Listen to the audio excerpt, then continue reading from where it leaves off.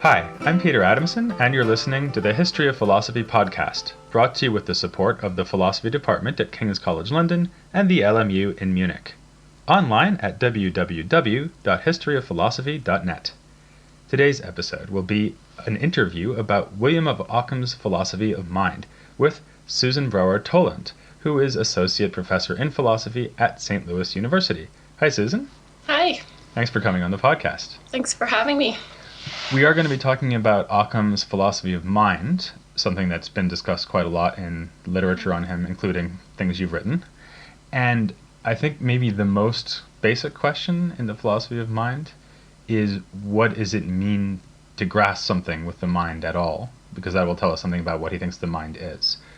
So let's say I'm looking at you right now. What does he think is happening? So to get a sense for what it is for the mind to grasp something, you'd have to probably begin with his distinction between intuitive and abstractive cognition. So if you are grasping a particular object immediately in front of you, that's going to require appeal to his notion of intuitive cognition. So that might be the place to start. Okay, so what's the difference between intuitive and abstractive cognition? Okay. Well, Ockham actually has a kind of technical way of marking this distinction, but we could get a handle on it as just a first approximation by just thinking of intuitive cognition along the lines of our own, maybe more pre-theoretic notion of perception. So essentially, intuitive cognition is the kind of cognition by which we just have direct access to gain information about objects in our immediate environment. It's that kind of cognition by which we can immediately form true contingent beliefs about sort of how things stand right here and right now. So that's the basic idea. The way Ockham himself likes to mark this distinction is by identifying intuitive cognition in terms of the role, the kind of functional role it plays vis-a-vis judgments about local, present, contingent matters of fact. So here's the role it plays. It's actually a twofold role. One is a psychological role. So what he'll say is an intuitive cognition of some object is such that it will immediately, that is, automatically give rise to judgments about that object. So if I have an intuitive cognition of you, I will, on the basis of that intuition, just immediately form a host of judgments. Peter exists. Peter is to the left of me. Peter is pale today. Whatever the case may be. So intuitive cognition plays that kind of psychological role in occasioning or causing immediately certain judgments, particularly about existence and about the contingent attributes of the object intuitively cognized. And then the second role that he uses to identify intuitive cognitions is a broadly epistemic role. So he'll say that intuitive cognition of some object is such that it immediately or non-inferentially justifies the judgments that are formed on the basis of it. And so, in fact, he thinks that the judgments or the beliefs formed on the basis of intuition have a kind of privileged epistemic status. They are immediately justified by that intuition, and he'll signal this by talking about the judgments as evident or constituting evident knowledge. So that's basically how he thinks of intuitive cognition. And then abstractive cognition is just any state that doesn't play that twofold role in judgment. Okay, so an intuitive cognition would be something like you're looking at me and you see that I'm bald. Thanks for not using that as an example. You see that I'm bald and you have a kind of certainty that I'm bald, which just is immediately justified. I mean, your belief that I'm bald is immediately justified by your intuition that I'm bald. Right. I mean, you could even think of Ockham as starting from this assumption or observation. We just seem to possess knowledge about sort of what's going on around us, what and how things are right here and right now. And then intuitive cognition is the mechanism that explains how we have such knowledge. It seems like if that's the kind of basis for all of our judgments, there's something missing, though, namely all the things that are missing. There's lots of things that don't exist. The example I always use in the podcast is my non-existent sister. And actually, I think I know some things about my non-existent sister. For example, that if she existed, she'd be female.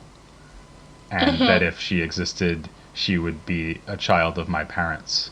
Mm-hmm. Does he have anything to say about the judgments we make about non-existing things? Well, so there's a couple things to say there. Interestingly, in almost every occasion in which he offers a definition of intuitive and abstractive cognition, or where he's marking that distinction, he'll say intuitive cognition is that cognition by which we judge that things exist or don't exist.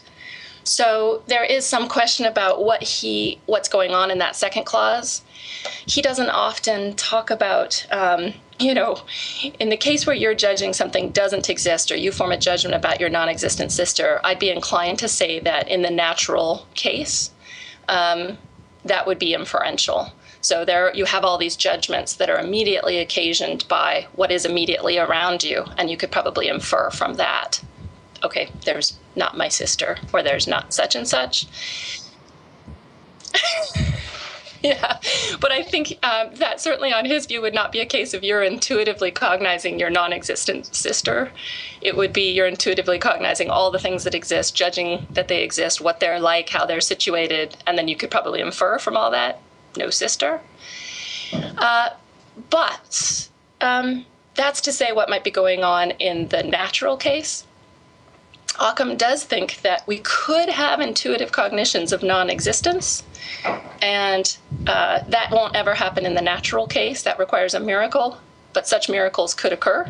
So God could supernaturally intervene and cause you to have an intuitive cognition of something that doesn't exist. What would that be like? Well, I think his idea is, well, let's not take your non-existent sister. So let's take something that we know what it's like. So when you perceive a cup. So you have your coffee cup in front of you. We know what that's like to perceive a cup. Suppose you don't, there is no cup in front of you, but God miraculously intervenes to cause an intuitive cognition of a cup. And you say, what would that be like? Well, Ockham would say, it's just like if the cup were there. That's sort of what's a bit bizarre about his allowing this. The idea is that God can bring about directly anything he can bring about through secondary causes. So if the cup can bring about an intuitive cognition in you, God can bring about that very state. Oh, that's actually really worrisome, because now couldn't a skeptic come along and say, well, how do I know God isn't just giving me all of my intuitive cognitions? I mean, it's basically Descartes' evil demon, right? Yes. Yeah, and it does not take very long at all for that precise question to emerge. In Ockham, interestingly, and it gets more bizarre, because what he wants to say is, in the case where God is intervening to cause an intuitive cognition of a non-existent cup, you don't form a false judgment that the cup exists. In that case, you judge that the cup doesn't exist. So that's what's bizarre about what he's saying here, because Occam's essentially saying that God can bring about in us the very same state that in the normal course of things would be brought about by the cup. Except in the case where God brings about that state, the state causes not the erroneous judgment that the cup exists. No, in that case, you will form a true judgment that the cup doesn't exist. And that's because God wouldn't deceive me? Not using intuitive cognition. Ockham certainly thinks God can deceive us. If God wanted to deceive us, he could just directly cause in you a judgment that the cup exists when it doesn't. I mean, he's certainly willing to allow that God could deceive us. For some reason, he is not willing to allow that God could deceive you using an intuitive cognition. There's this link between intuitive cognition and true judgments. So this is like what you said before, that they immediately justify judgments and they're certain. I see. Yes. So basically his idea is that if God gave me an intuitive cognition of a non-existent cup, what I would think is, it's a non-existent cup. Yeah. Even though it would be just like seeing a cup. Yeah. Wow. Okay. Yeah. That's very strange. Yeah. It is very strange. And it's implausible. I mean, and it was recognized as such by his immediate successors. So Chatton comes along and just says what you would expect somebody to say. Of course, God could cause in you an intuitive cognition of something that doesn't exist. But if he does that, you're going to form the false judgment that the thing exists. Again, Woדם, both of these are younger Franciscan contemporaries. Adam Woדם essentially embraces the skeptical consequences that you were gesturing at just a bit earlier. So he says he follows Chatton. God would cause in us this intuitive cognition of a non-existent. We would form a false belief. And then he basically goes on to say, yeah, and so we can't ever know on the basis of perception what exists, because for any intuitive state, we don't know whether God's causing it or whether the object is.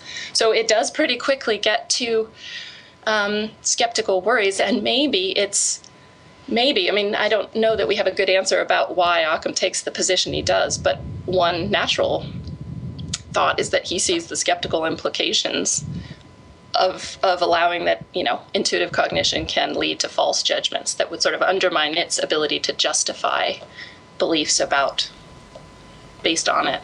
Right, so effectively what we're seeing here is an anticipation of this later development of seeing how difficult it will be to found all of our knowledge in these indubitable first judgments. Right. Okay.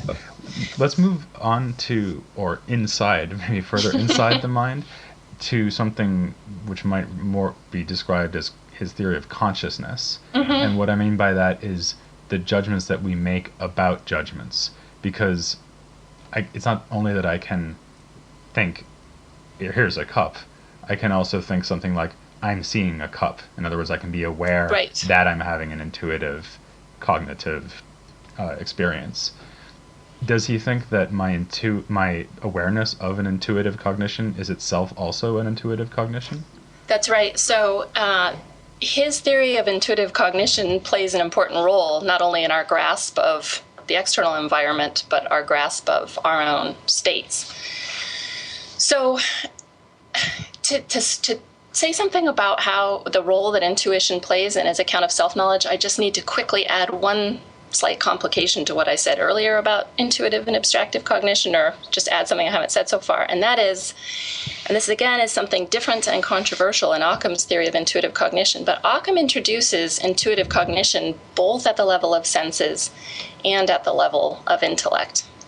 So, as lots of your listeners are no doubt aware, medievals, following their ancient predecessors, distinguished between sensory and intellective cognition, where sensory cognition is just going to be the deliverance of the senses, whatever cognitive contribution you get from internal sense faculties. And then intellect is going to be responsible for things like concept formation, judgments, discursive reasoning, and, for Occam, controversially, intuitive cognition. So if you're thinking about intuitive cognition along the lines I suggested earlier as akin to perception, it's very odd to place it at the level of intellect. Most thinkers would keep it as something that goes on at the level of senses. Ockham essentially posits intuitive cognition both at senses and at intellect. So in the ordinary case, I'm perceiving you. It'll start with a sensory intuition of you. That will occasion an intellective intuition. It's the intellective intuition that then occasions or causes all those judgments. Now, I'm pointing all this out for two reasons. One, because the introduction of intuitive cognition at intellect is controversial, but Ockham does it precisely because he thinks you won't be able to account for self-knowledge unless you do introduce intuitive cognition.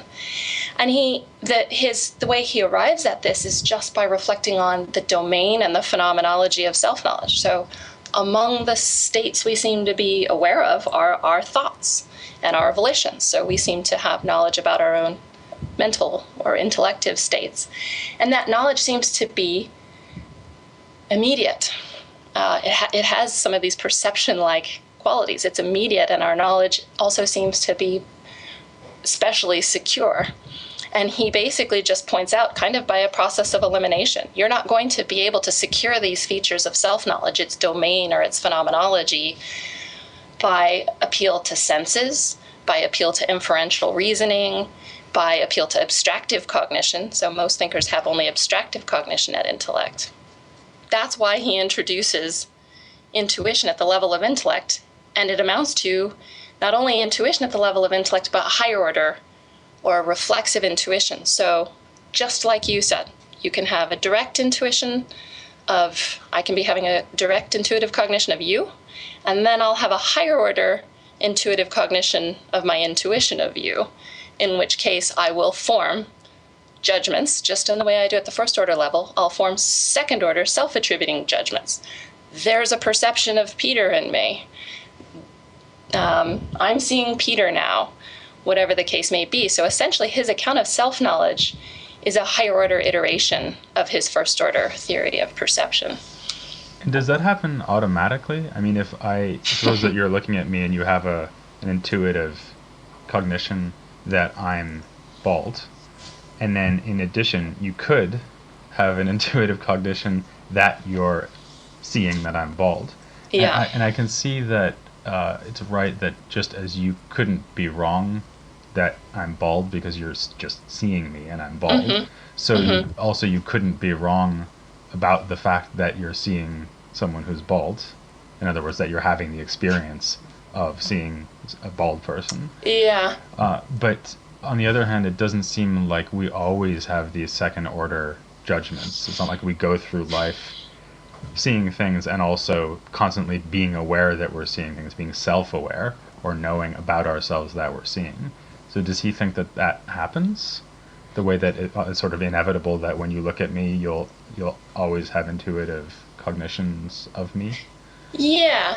I mean, so there are some complications here. Obviously, if he thought that for every mental state, that every occurrent state, we were aware of that state, then he would be liable to infinite regress problems, because then you'd have to be aware of your higher order intuition and your... I'd be aware that I'm aware and aware that I'm aware that I'm aware. Yeah, okay. So people bring this objection against him, and he's very aware of this objection. So he does have to work to try to limit the scope of what you're conscious of, and he has different strategies for trying to do that. Sometimes, in lots of cases, it looks like it's going to be a matter of an appeal to attention or will or so.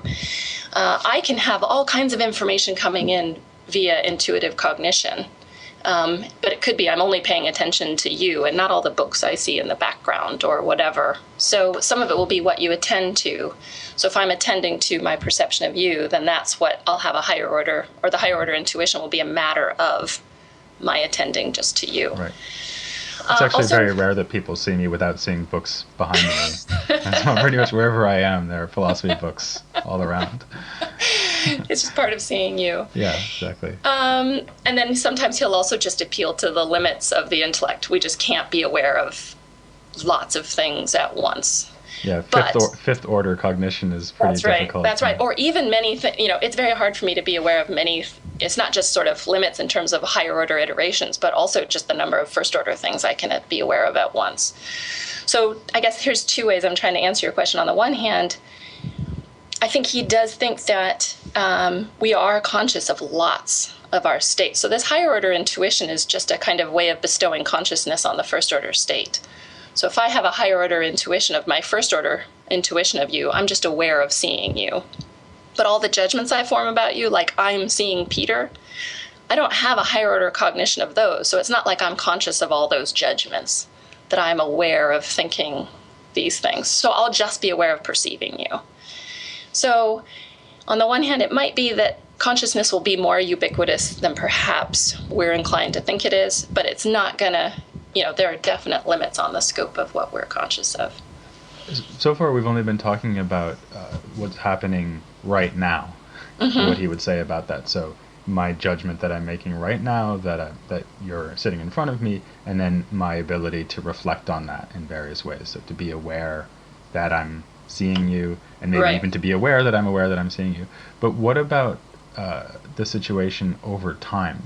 Because tomorrow, I'll probably, my memory is reasonably good, I'll probably be able to remember having this conversation tomorrow, and you won't be there anymore. But I feel usually when I remember things like that I'm just as certain that I'm remembering them as I was when they were happening.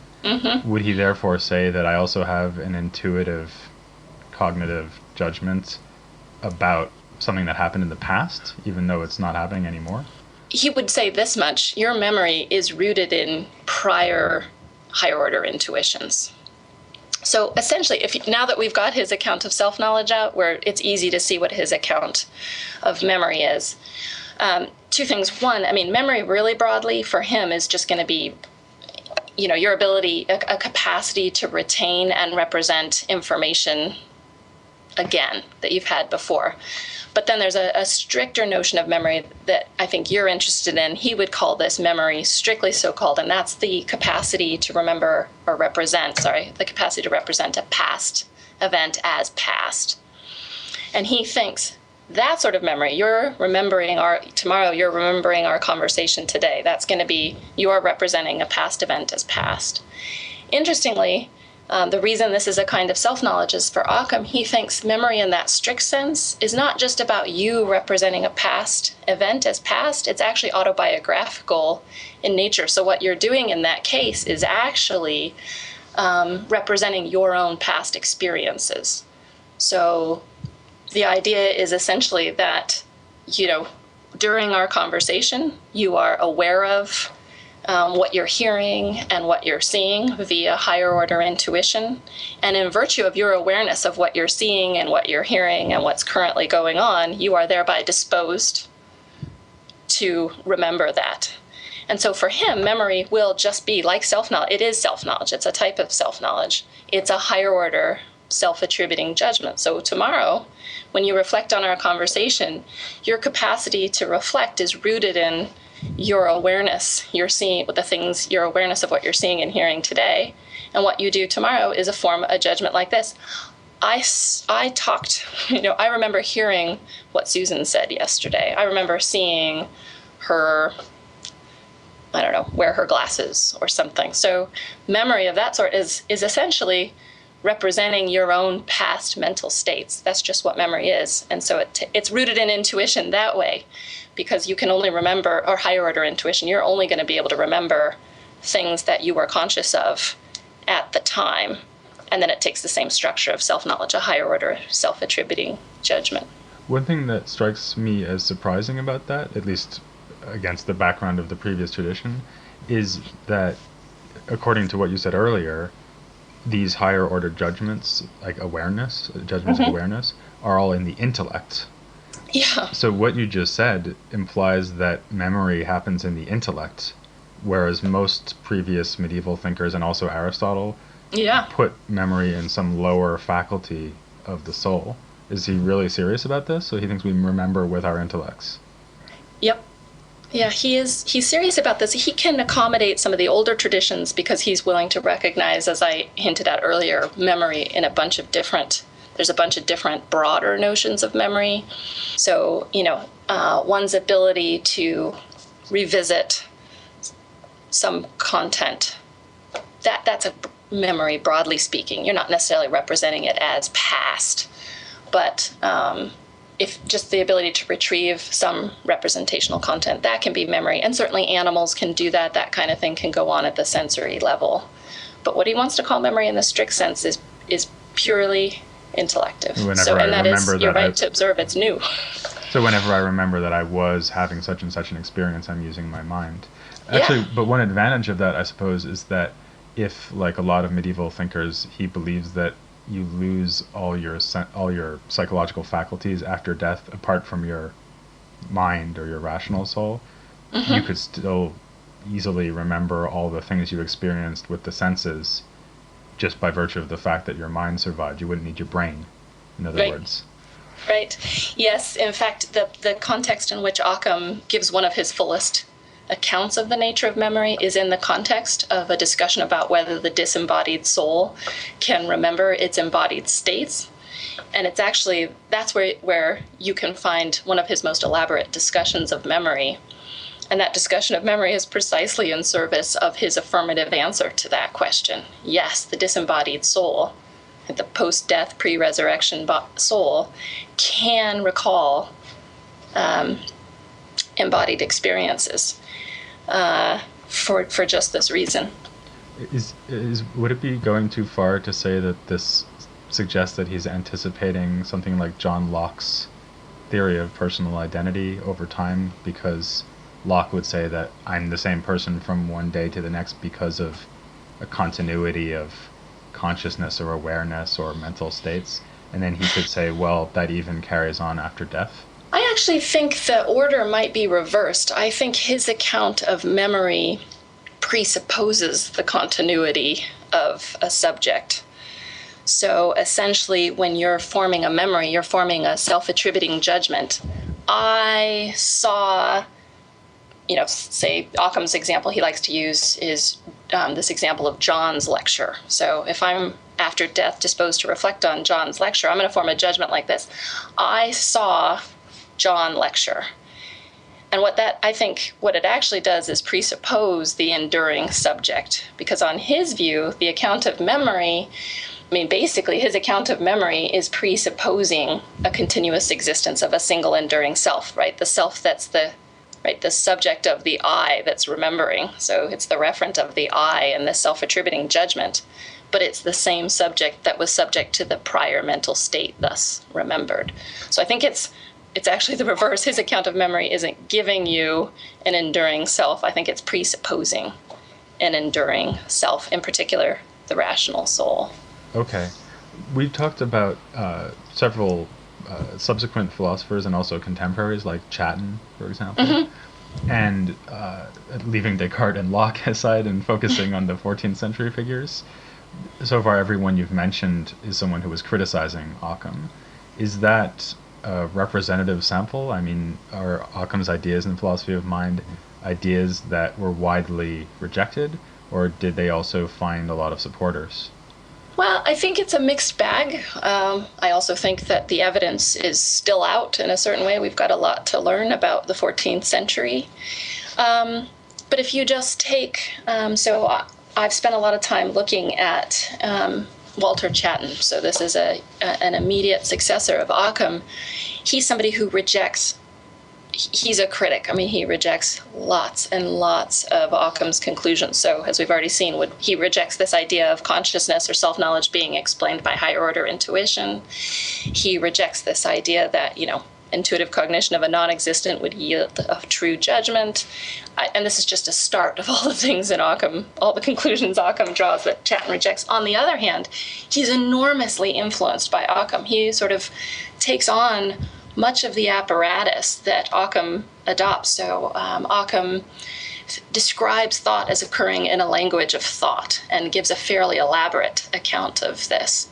Chatton will adopt that whole framework and then reject particular conclusions. So I think even among people who reject some of Ockham's particular conclusions, you see the influence, you see a tremendous influence anyway. You get people like Adam Wodum, who's a fairly faithful and sympathetic reader. And, he accepts Locke's defense, so he'll defend the higher order account of self-knowledge as higher order intuition or higher order perception, but he'll reject Ockham's conclusions about intuitive cognition. So I think there's no getting around how influential Ockham was and his system, but, it would be hard to say, that anybody accepted all the conclusions or rejected all of them. Okay, well, that pretty much wraps up our look at Ockham himself, but he's going to keep coming up in the next few podcasts, including next time when we'll actually be looking at reactions to Ockham from nominalists, but also from realists, for example, Walter Burley, who insists that universals really do exist out there in the world. So for now, I'll thank Susan Brower-Toland very much for coming on the podcast. It's been great, thanks. And please join me next time for Reactions to Ockham, here on The History of Philosophy, without any gaps.